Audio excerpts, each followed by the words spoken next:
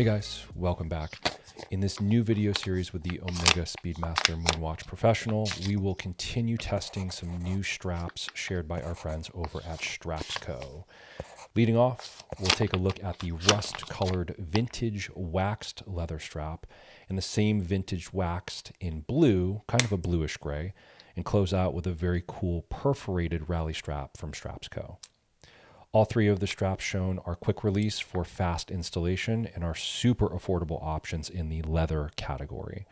I've had a chance to wear all three and can confirm that these will break in really nicely over time and develop a very cool looking patina with wear. If you are considering a purchase of any of these straps, it would be a huge help to the channel if you bought with the affiliate link in the video description or embedded in the video as you watch. Thanks for stopping by and stay tuned for many more videos to come. Thanks.